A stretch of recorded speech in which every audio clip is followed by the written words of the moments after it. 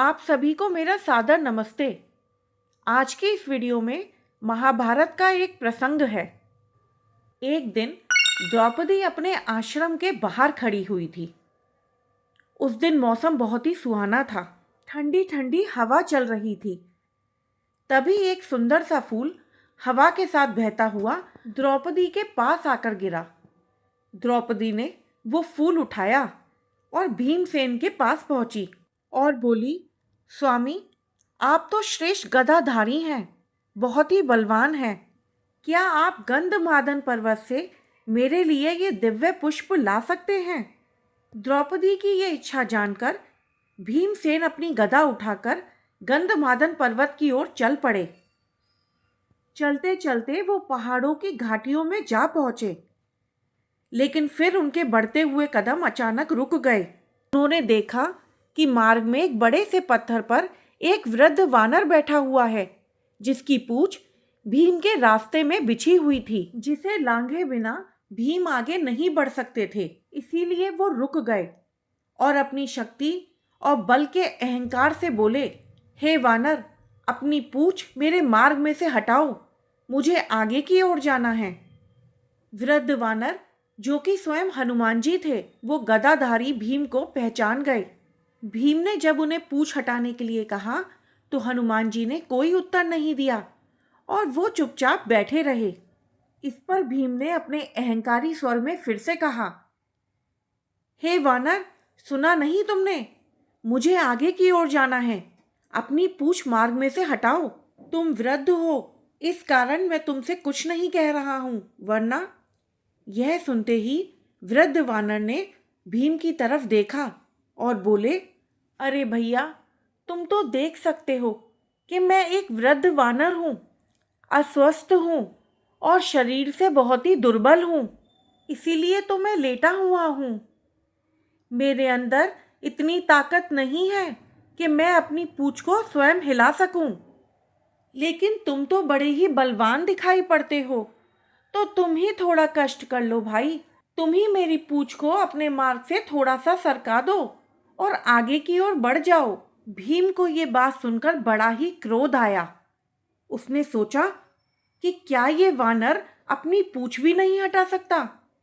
ये आखिर मेरे बल को ललकार रहा है। इसे नहीं मालूम कि मैं कितना बलवान और शक्तिशाली हूँ। कई बलवानों को एक साथ परास्त करने वाला क्या अब इस वानर की पूंछ हटाएगा? मुझमें 100 हाथियों का बल है। अभी एक तिनके की तरह इसकी पूंछ को मार्ग से हटा देता हूँ। आवेश में और अहंकार में आके भीम ने अपने बाएं हाथ से वृद्ध वानर की पूंछ को पकड़ा और उसे उठाने की कोशिश करने लगा। लेकिन ये क्या, बलशाली भीम से तो वानर की पूंछ टस से मस भी नहीं हुई। भीम ये देखकर बहुत ही हैरान था कि वो तो वानर की पूंछ को हिला तक नहीं सका। फिर उसने अपने बाएं हाथ से कोशिश की, लेकिन इस बार भी वो बिल्कुल असफल रहा। वो वृद्ध वानर की पूंछ को बिल्कुल भी हिला भी नहीं पाया। फिर भीम ने अपने दोनों हाथों से पूंछ को हिलाना चाहा, लेकिन वो फिर भी पूंछ को हिला नहीं पाया। उसने अपना पूरा बल, अपनी शक्ति लगा दी, लेकिन वो पूंछ को तिल भर भी नहीं हिला पाया। भीम बहुत देर तक पूंछ को उठाने की कोशिश करता रहा, लेकिन उसे असफलता ही हाथ लगी। उसके पसीने छूट गए, लेकिन पूंछ तिल भर भी नहीं हिली। वो हताश हो गया। जिस पूंछ को वो मामूली सा जानकर हटाने की कोशिश कर रहा था, उस पूंछ ने तो भीम के पसीने ही छुटा दिए। भीम अब सारी कोशिश करके थक चुका था और अब वो थक हार के एक तरफ खड़ा हो गया और सोचने लगा कि ये कोई मामूली वानर नहीं है, जरूर ये कोई दिव्य पुरुष हैं। इनकी असीम शक्ति का सामना मैं नहीं कर सकता। वृद्ध वानर के आगे भीम अपने आप को बहुत ही कमजोर महसूस कर रहा था। अब उसका अहंकार चूर चूर हो चुका था। भीम उनके आगे हाथ जोड़ के खड़ा हो गया और बोला कि हे वानर, मैं जान चुका हूं कि आप कोई साधारण वानर नहीं हैं। आप जरूर कोई दिव्य पुरुष हैं। जिनकी पूंछ को मैं तिल भर हिला भी नहीं सका, वो कोई साधारण वानर नहीं हो सकता। कृपया करके मुझे क्षमा करें और कृपया करके मुझे अपना परिचय दीजिए। तब वो वृद्ध वानर उठे और उन्होंने सबसे पहले भीम को अपने गले लगाया और बोले, भीम, तुम मुझे नहीं पहचान पाए, पर मैं तुम्हें जानता हूँ। तुम वायुपुत्र भीम हो और मैं पवन पुत्र हनुमान हूँ।